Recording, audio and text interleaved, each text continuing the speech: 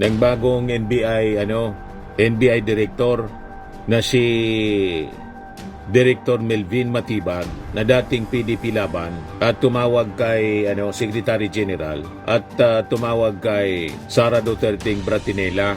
Sabi dito, yung background ng 18 dating mga sundalo, iimbestigahan daw nila. Pakinggan natin mga kababayan yung naging payag ni Atty. Matibag. Papayagan natin lang na magsalita ng gano'n. At alam natin, pag dito sa korte, mga Pangulo sa pwesto at iluklok ang kanilang poon. So malamang sinasabi niyo po ito Si ni Sara. Senator Lacson dahil na biktima na po siya ng mga paninira. Dito ginagawa yung packaging ng mga food packs ng Nagpapagang mga balita at pagtalakay sa mga isyu ng lipunan. Bulsa! Opinyon, banat at paglalantad sa katotohanan. Bulsa! What you see is what you get. You decide. Hello po mga kababayan, si Dante Maravillas. Malamang yung mga 18 Marines, mga kababayan, ex-Marines, baka hindi na yun magpakita sa mga susunod na pag-imbestiga. Kasi right now, gumagalaw na po yung NBI. Ito sabi ng bagong NBI director na si Director Melvin Matibag na dating PDP Laban at tumawag kay Secretary General at tumawag kay Sara Duterte Bratinela. Sabi dito, yung background ng 18 dating mga sundalo, iimbestigahan daw nila. Gumagalaw na po yung National Bureau of Investigation. At doon ako, baka hindi na magpakita itong 18 ex-Marines. Kasi dito pa lang po sa investigasyon ng NBI, mabubuking na yung pagkatao nila. At saka mga kababayan, yung sinasabing affidavit, kung totoo at malamang makaso sila ng perjury, pati si Mike Defensor at si Ilibito, napatunayan mga kababayan na gawa nila yung kwento. Ito ngayon ang sabi ni Atty. Matibag, 18 dating sundalo iimbestigahan ng NBI. Ipinahayag ni NBI Director Atty. Melvin Matibag ang kanilang imbestigahan ng background o pagkatao ng 18 nagpakilalang mga dating sundalo. Anya'y titingnan ng kawanihan ang pagkakakilanlan ng mga ito upang matukoy ang kredibilidad ng kanilang mga testimonya. Kaduda-duda po. Pakinggan natin mga kababayan yung naging payag ni Atty. Matibag. papayagan natin lang na magsalita ng gano'n. At alam natin, pag dito sa korte, mga wala mawawalan ng visa ng kanyang mga sinabi. Dahil yung background niya, halimbawa, may mga kaso pala siya ng perjury, may mga kaso pala siya ng istawang. And because of the credibility of the person who was saying, meron pala siyang kaso ng mga extortion. Kaya kailangan natin i-validate.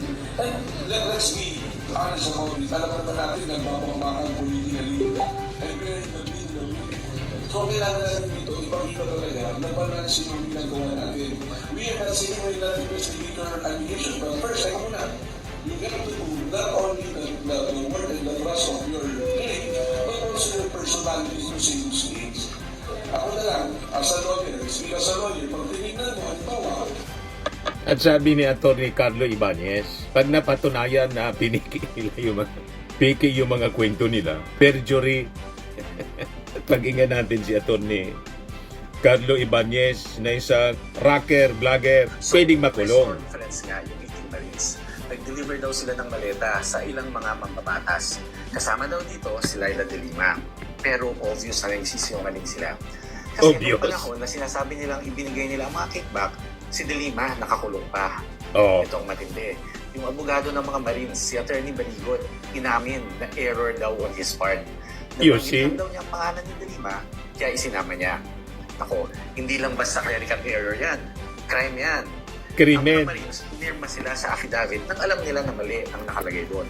Malinaw na perjury yan. Si Baligot naman, nag-draft ng affidavit. May kaso din yan. Kung alam niya diba? na walang factual basis ang inclusion, pwedeng siyang ma-implicate as principal by inducement or Patong-patong as na kaso. co-conspirator. This is not just a typographical error. This is an imputation of a crime. Inakusahan nila si de Lima na gumawa ng krimen. Kaya bukod sa perjury, pwede din silang kasuhan ng Lalo na at nagpa-press conference Pwedeng ka. libel daw. Libel is a public and malicious imitation of a crime that tends dishonor or discredit a person. Accusing someone of receiving kickbacks is accusing them of a crime. At kung may clear factual inconsistency, tulad ng nakakulungan tao sa panahong sinabing tumanggap ng pera, reckless disregard for truth yan. Another element of libel. Malinaw po. At saka si Trillanes po, cyber libel ang ipafile na kaso laban sa kanila. Kaya patong-patong na kaso. Ang kakarapin nitong 18 mga ex-marines daw. Saka pati si Atty. Baligod, damay pati si Mike Defensor. O ngayon, napag-usapan din yan mga kababayan sa press briefing kanina sa Palasyo Malacanang. Pakinggan natin si Jose Castro. Ang nakikita nilang motibo doon sa pagharap ng 18 ex-Marines ay may kinalaman sa destabilization. Ganito rin ba ang nakikita ng palasyo? Sa lahat ng mga ginagawa nila, lalong-lalo na ang paninira na walang basihan, at kung sino ba ang mga taong nasa likod nito, sila rin naman ang mga taong nais na pabagsakin ang gobyernong ito at patalsikin ang Pangulo sa pwesto. At iluklok ang kanilang poon. So malamang sinasabi din po ito Si ni Sara. Senator Lacson dahil na biktima na po siya ng mga paninira noon at sangkot din sa nasabing usapin ang isang secretary ng Dirty Tricks Department noon na si Mike Defensor. What I mean is DENR secretary pala siya dati. So, sa mga nakikita po natin, hindi lamang po tayo, hindi na po sa atin manggagaling kung paano ba siya nakilala. At nais ko pong i-quote ang sinabi mismo ng dati rin nating kinikilalang public servant na si dating Secretary Winnie Monsod. I-quote ko lang po ang kanyang sinabi. Defensor has a history of either influencing witnesses or training witnesses or making witnesses disappear. Yan po ay mismo nanggaling kay dating Secretary Winnie Monsod na nakakilala kay dating Secretary Defensor. Huwag na kayong magtaka kung bakit si Gutesa po biglang nawala. Yan ang reputasyon ni Mike Defensor. Siya rin yung nag-present kay Gutesa, kay Marcoleta. Ganyan ang racket niyan.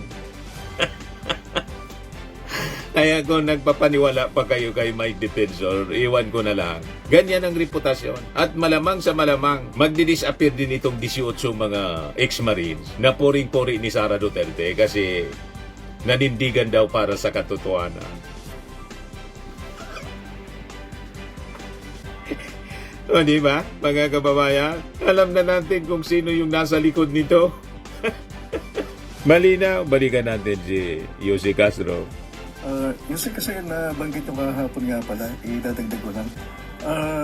Naihiling tulad nyo si Defensor kay Ador Mawanay. Parang marami yung hindi pa nakakakilala kay Ador Mawanay. Lalo na yung mga bata. Oo, si Ador Mawanay ay kilalang kilala ni Secretary Lacson at nabiktima siya ng mga kasinungalingan noon ni alias Ador Mawanay na siya naman din nagsabi na siya ay pinilit lamang na magsalita laban kay Senator Lacson. So, yan ay mga gawa-gawang witnesses para masira ang mga taong nais lamang nilang siraan. So, yan po ang nararanasan natin ngayon. Same pattern. Yung bang Yusek, yung 18 Basag si Mike Defensor? na naggamit lang sila. Malamang, pero wala po tayong particular na impormasyon patungkol po dyan. Kung ang nung nais nila, hindi po natin batid. Pero ang mga nasa likod nito, alam naman natin kung anong gusto nila. At sana, bilang Pilipino, wag na naman po sila magpagamit. At makakasira po ito para sa ating bansa at para sa maganda sana ang pagsulong ng ating bansa. Huwag na po sila magpagamit bilang Pilipino. Yusek, pasensya na, pero ihabol ka na lang. Ang effort ni Pangulo, nation building talaga. Nagsisigap na mailigay sa maayos yung bansa. Pero amid this effort, parang nakaka-distract, Ano bang damdamin ni Pangulo? Nagagalit ba siya? Nakita niyo na ba siyang magalit o mabait pa rin siya? Mabait po ang Pangulo. Sabi nga po natin, hindi po sanay ang Pangulo sa mga salitang mapanakit, mga mura, mapagbanta sa buhay. Hindi po sanay ang Pangulo dyan. Pero makikita po natin sa sa huli niyang forum kung saan sinabi nga po niya na ang kailangan ng bansa o para maiangat natin taong may kaalaman. Taong magaling sa ekonomiya, magaling sa mga issue ng inflation, paggawa ng trabaho, at hindi para lang manira. Totoo po, yung ating Pangulo napakabait. Di man sila pinapatulan, di man sila pinapansin. Sub-sub lang sa trabaho yung ating Pangulo. Galing pa nga lang sa Cebu para ayusin yung production ng mga relief goods ng DSWD. Tingnan naman ninyo po ang ating Pangulo. Mga volunteers ito na mga mag-aaral na nagpunta sa Visayas Disaster Resource Center sa Mandawi City. Galing doon yung ating Pangulo, mga kababayan. Dito ginagawa yung packaging ng mga food packs ng DSWD. Ito mga volunteers ito, kasama yung mga Boy Scouts, mga kababayan. Di ba? Tingnan naman ninyo yung ating Pangulo.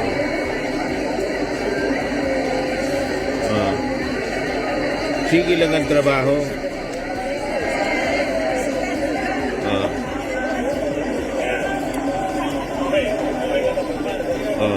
Naupo na lang yung ating Pangulo kasi hindi makita yung hindi makita yung nasa likod niya, mga bata. Naupo na lang para sa souvenir picture. Di ba?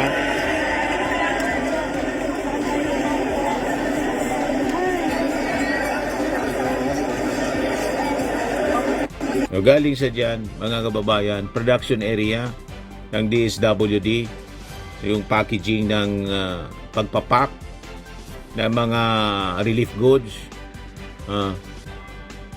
Napaka sipag ng ating Pangulo na walang tigil na sinisiraan. Ito yung picture kanina. Pa-picture siya after na mga volunteers yan lahat. Di ba? Yung kabilang kampo naman po, napakasipag manira. Hindi nagtatrabaho, sige lang ang panira. Balikan natin yung press briefing. So kailangan po natin ang sabay-sabay na pagtutulungan para maiangat natin ang bansa. Dahil kung ang Pangulo lamang po ang siya magtatrabaho at ang iba po na nasa paligid ay walang ginawa kundi manira, makaka-apekto po talaga to. Kaya pagtulungan po natin na suportahan ng ating Pangulo pati po ang gobyerno. Thank you, boss. Sunod po na katanungan, Arlene Delgado, ABS-CBN. Good morning, Yusek. Vice President Sara Duterte said in a speech in Davao City, she said this in vernacular, but the OVP provided the translation na simula rin nung nag-resign siya as Deputy Secretary, lalo na nung nag-proclaim siya or nag-declare as tatakbo for the presidency, marami daw ang nag-cancel ng invitation sa kanya to speak dahil hindi daw nila gusto na pag-initan sila ng administrasyon. And also at one point, she said, naisip niya kung anong mangyayari kung tumakbo na lang siya as Mayor of Davao City instead, kung hindi niya na tinuloy yung pagtakbo bilang Vice President. Doon sa una muna niyang bilanggit, no, na parang siya ba iniiwasan o kinancel ang, tama pa? Kinancel ang invitation. Mismo ang dating Pangulong Duterte ang nagsabi na may mga pagkakataon na ang Vice Presidente ay sinungaling. Ipapakita ko po ang isang article at binanggit din po ni dating Pangulong Duterte na ang kanyang anak na si Drama Sara queen. ay isang drama queen. Nag-iyak-iyak po. Dito, pinasinungalingan niya mismo ang sinabi ng dating Mayor Sara Duterte sa isang issue ito. Sa kabaga. So, kailan pa ba natin paniniwalaan ang mga sinasabi ng Vice Presidente kung mismo ang kanyang ama ay sinasabing siya ay nagsisinungaling? At patungkol sa pagtakbo niya na kung sana ay nanatili na lamang siyang mayor sa Davao City, muli sumasang-ayon tayo sa kanyang tinuran. Ayan yung drama queen. May paiyak-iyak. Drama queen. Pang 2028 election ito, mga kababayan. Pag naniwala pa kayo sa drama niya, hindi nabudol kayo. Ang tumawag mismo sa kanyang drama queen, tatay niya. Sabi ni Yosikas, pinagita. Ano ba, mga kababayan? Mas maganda po nga sana kung nanatili na lamang siyang mayor sa Davao City at nahalal natin ang isang vice-presidente na tutulong sana sa ating Pangulo. Hindi isang vice-presidente na magtatrabaho, mag-aaksyon at hindi bakasyon at hindi puro paninira ang gagawin sa ating Pangulo. Mas umunlad sana or mas uunlad pa maliban sa ginagawa ng Pangulo ngayon at kapag siya may katuwang para sa pag-unlad ng bansa, mas naging mainam sana. Pero sabi nga natin, nasa huli ang pagsisisi. Yusek, follow-up, she said in a statement yesterday that hanga siya sa tapang ng mga alleged former security detail ni Zaldico na naglakas loob magsalita, saying that their testimonies and the information of alleged cooperation between some Philippine officials and ICC investigators should not be sidelined, and that the allegations made by the alleged former soldiers strengthen her claim that the ICC has long been present in the country, even during the time of the supposed kidnapping of her father. And also, she also mentioned, Yusek, yung letter that she wrote to President Marcos Jr. and who said na we will not cooperate in any way, shape, or form. Allow me to quote her, Yusek. She said, ang usaping ito ay hindi usaping pampolitika, hindi ito simpleng alitan ng mga personalidad. Ito ay tungkol sa pangunahing prinsipyo ng ating pambansang soberanya. Soberanya? Are we talking about sovereignty? Unang-una, ang Pangulo natin, ang Pangulo Marcos Jr., sa kanyang sona, sinabi niya, not even square inch of our territory will be surrendered to any foreign power. Hindi hinayaan at hindi hahayaan ng ating Pangulo na ang ating mismong teritoryo ay mapatrol ng anumang Coast Guard, kundi Philippine Coast Guard lamang. Hindi natin gagawing probinsya ang ating bansa ng ibang bansa. So patungkol po sa sinabing pakikipag-cooperate sa ICC, nananatili po tayo na ang ginagawa lang ng administrasyon ay ang pagtupad sa sarili nating batas at ang ating obligasyon sa Interpol. Pati na po ang tinatawag nating residual obligation. Malamang nakakapagsabi lamang siya nito dahil ang ama niya ang nililitis ngayon sa ICC. At patungkol sa 18 na former Marines na ang 4 doon ay hindi pala. Doon pa lamang masasabi natin, oops, may nagsisinungaling. So ang ibig ba sabihin to ay nasa likod din ba ang Vice Presidente sa mga tinuturan nitong 18 na nakasama sa press con na sinundo di umano ni Mike Defensor? Follow-up question, Mads Moradillo, Net 25. Hi ma'am. Ma'am, kanina nabanggit nyo na parang nagsisi yung Pangulo na kinuwang running mate si VP Sara. Kailan siya nagsisi, ma'am? Wala po tayo sinabi nagsisi. Ang sinabi lamang po natin ay malamang tama po yung tinura ni VP Sara na dapat hindi na siya tumakbo na Vice Presidente. Ang sabi po natin, sana nga para yung Vice Presidente na nahalal ay makakatulong sa Pangulo. Pero wala po tayo sinabi nagsisisi ang Pangulo na kasama at nahalal ang Vice Presidente. Ma'am, nabanggit nyo po na nasa huli yung pagsisisi. Yun po yung normal na kasabihan. Pero never po na sinabi ito ng Pangulo. Thank you po. Another follow-up po, Christian Bascones, PRTV. Ma'am, sinabi ni Pangulong Marcos na ang dapat before si VP Sara as secretary, marunong ba sa ekonomiya itong si VP Sara? Kayo na po magtanong mismo kay Vice Presidente. Hindi po natin masasabi kung hanggang saan ang kanyang kaalaman. hindi po siya pinag-resign at meron po tayong babasahing announcement.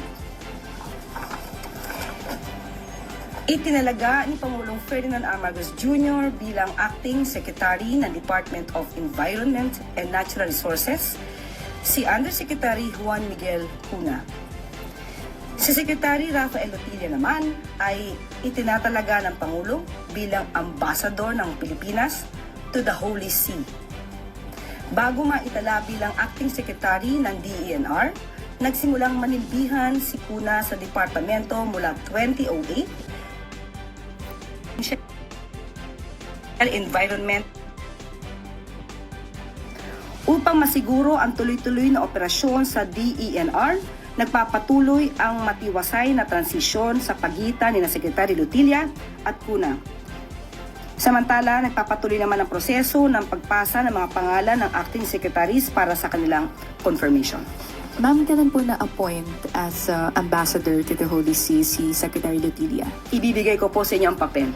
Mamaya-maya lamang po. Opo, but he did not resign. Hindi po siya nag-resign. At hindi po siya pinag-resign. Opo.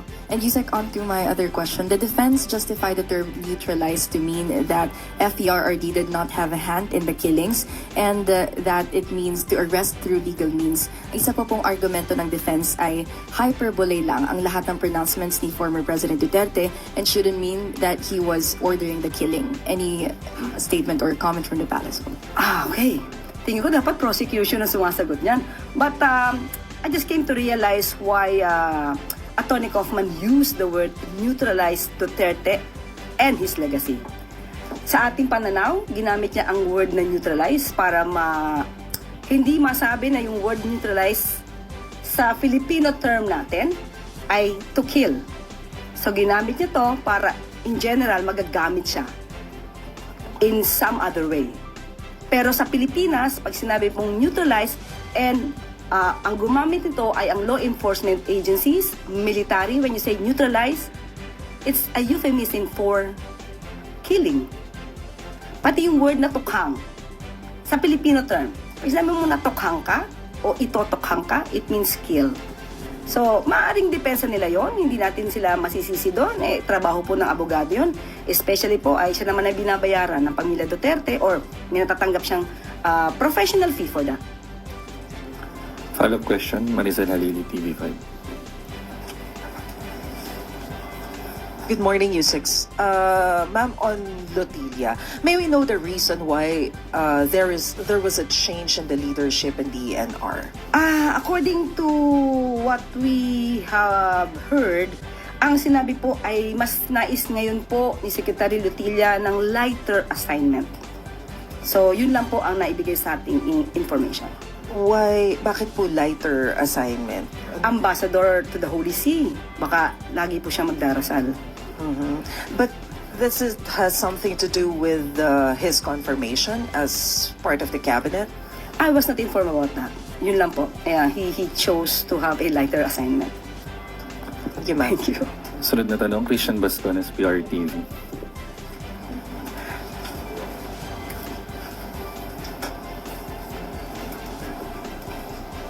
Yusek, reaction po ng Malacanang doon sa statement ng former President Rodrigo Duterte's defense team claiming that drug-related killings were not unique to this administration and even allegedly increased during the first 2 years of President Ferdinand Marcos Jr. cited the Haas Project and claimed drug-related killings remain sky high even after former President Rodrigo Duterte left office. Pag-amin ba yun na talaga may patayan sa panahon ni dating Pangulong Duterte? Unang-una, nakakapagtaka na ang kliyente po niya rito ay ang dating Pangulong Duterte. Pero bakit ang mata niya nakafocus kay Pangulong Marcos Jr.? Depensa po ba niya to? Kasi kung depensa po niya, ito nakakatawa. Pero kung may basihan ang sinasabing ito, ang Pangulo, alam po natin, ayaw po ng marahas na paglaban sa illegal na droga. Kung ito po ay mabibigyan ng ebidensya at meron talagang dapat na mapanagot, ang PNP po, CIDG, NBI, kinakailangang mag-imbestiga rito kung mayroong sapat na ebidensya. Hindi po palalagpasin ng Pangulo ang mga abusado. So ibig sabihin po ba, open yung government to any independent review or investigation to clarify this matter as soon as possible? Kailangan po kung ito po'y nadinig. Pero dapat kung sino po ang nagsasabi nito, kung sino po ang nagbibigay ng ganitong klaseng impormasyon, dapat kompletohin nila, hindi numero lamang. Kung saan nangyari, sinong involved, hindi po na naisin ng Pangulo na may lumusot na mga abusado. Salamat. Follow-up question, Darlene kay GMA7.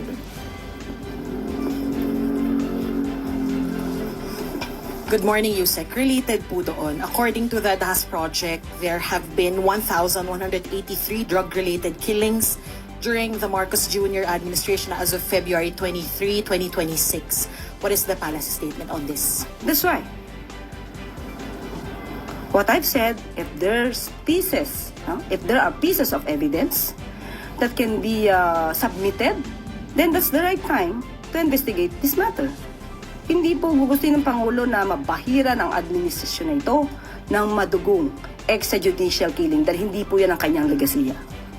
Will the palace be ordering a motu proprio investigation or dapat ba may mag-complain? Saan po manggagaling ang impormasyon? Kung sino po ang nagsabi niyan, magbigay agad sila ng kanilang mga detalye sa PNP, CIDG, NPI para ito po ay maimbestigahan. Hindi po kailangang mag-utos pa ang Pangulo. Trabaho po ito ng mga investigative bodies natin para kung sino yung dapat managot, dapat na managot. Yusek, for the record, what is the President's directive in dealing with illegal drugs, pati mga drug-related arrests? How is it different from the previous administration?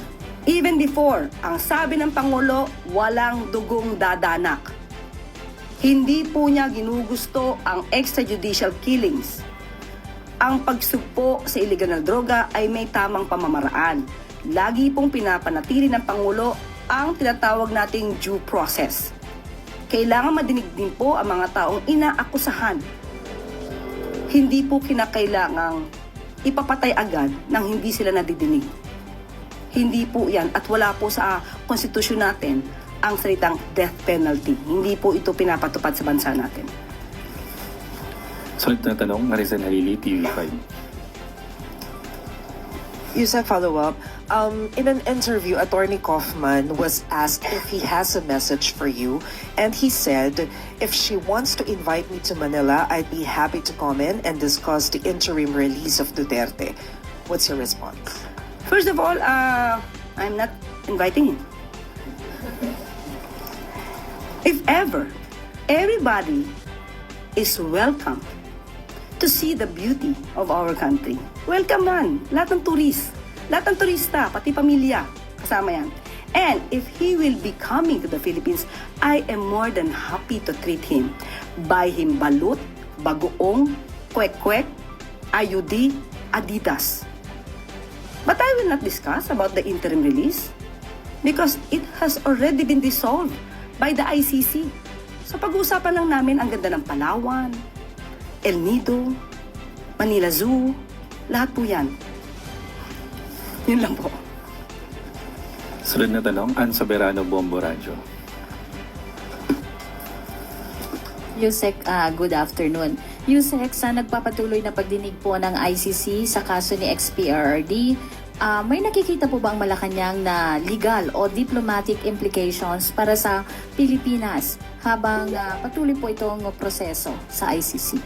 Sa ngayon ay hindi naman po nagiging issue ito dahil malamang ang makikita lang ng ibang bansa sa bansang Pilipinas ay hindi po nagtotolerate ng anumang kriminalidad, hindi po nagtotolerate ng anumang pang-aabuso.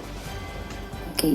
Follow-up lang din, Yusek. Paano po titiyakin ng Malacanang na ang isyong ito ay hindi makakaapekto sa kasalukuyang foreign relations sa Pilipinas at sa tingin po ba ng palasyo may epekto ang kasong ito sa political climate ng bansa habang papalapit po ang 2028 election?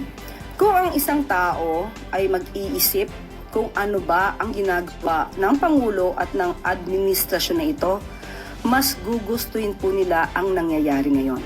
Dahil ang Pangulo umaayaw sa abuso, umaayaw sa mga feeling above the law.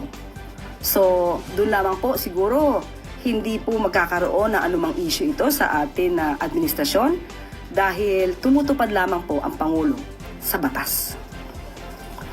Sunod na katanungan, Let Narciso, DZRH. Yusek, sa confirmation hearing po ng CA, kinumpirma ni PSC Commander Abayon na walang security personnel ang PSC na naka-assign kay Senator Amy. Ano po ang paliwanag ng palasyo dito? Naipaliwanag na po yan. So, yun na lang po. Doon lang po tayo sa ano po sinabi ni Admiral Abayon. Hanggang doon na lang po tayo. Ang binanggit niya lang po ay pag-upo niya ay wala na talagang naka-assign kay Senator Amy. Wala naman pong kinalaman yung rift between PBBM and his sister? Wala po. Hindi po ganun ang Pangulo. Kahit nga po kung ano-ano man ang sinasabi laban sa kanya, ng sarili niya kapatid, hindi po nagre-react ang Pangulo na negatibo sa kanyang kapatid. So, wala po. Wala pong kinalaman yan. Nasa lang po, wala po kayong impormasyon kung tinanggihan ba ni Senator Amy yung security detail from PSC? Naku, mas maganda po siya po ang tanongin dahil nandun naman po siya kahapon at mukhang hindi naman din po siya kumibo. Sunod na tanong, Marisa Halili, TV5. Yusek, on flood control project, it's almost March. Kamusta po yung pagre-review sa 1,000 pages report from ICI? Opo, hintayin natin po natin kung anong magiging anunsyo. Kanina lamang po ay nag-follow up po tayo sa OES at hintayin na lamang po natin ang magiging anunsyo dito. Ma'am, napansin ko kasi yung last na report ni PBBM about sa flood control was way back December 18, 2025 when he announced yung arrest kay Sara Diskaya in relation to the Davao Occidental flood control. Bakit ganun po kalaki yung gap when it comes to sa giving of updates on the flood control project? Hindi na ba siya kasama? Is there a change in the priorities of the government? Ang sabi po kasi ng Pangulo sa huli ko sinabi sa inyo, ang sabi niya, we are moving forward. Ang mga pag-iimbestiga po sa flood control projects ay ibinibigay po niya sa ICI, sa DOJ at Ombudsman. Kasama na rin po ang DPWH of course. At ang tututukan po talaga ng Pangulo ay kung paano papauunlarin ang ekonomiya ng bansa. So sa mga flood control projects, total na simula na po yan. Marami na rin po mga kaso na nairekomendang isampa. Marami na rin pong kaso na naisampa. Marami na rin pong taong mga naaresto at ngayon iba yung nagtatago. Marami na rin pong kickbacks na naisoli sa Pilipinas sa ating kabanang bayan. So ang focus po talaga ng Pangulo ngayon ay tutukan ang ekonomiya ng bansa. Yusek, with all due respect, people are asking for accountability and up until now, we still don't have an update about Saltico.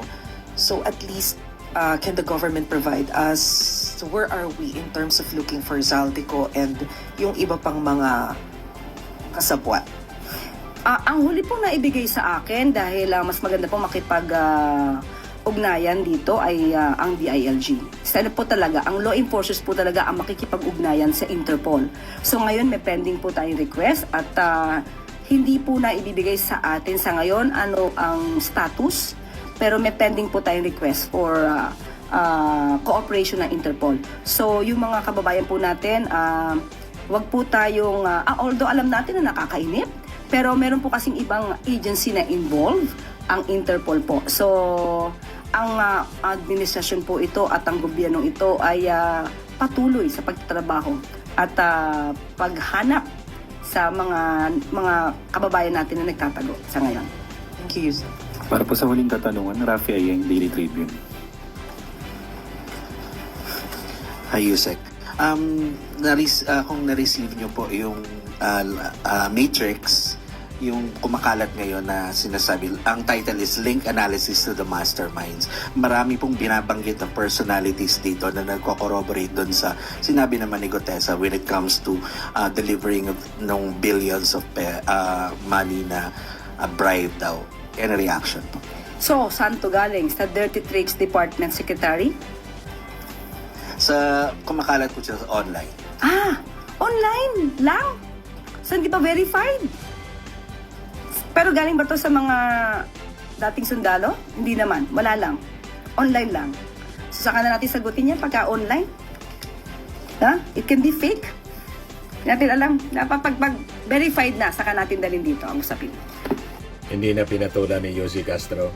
Ito siya, pinapakalat ng Net25 sa social media. Metric link analysis to the masterminds.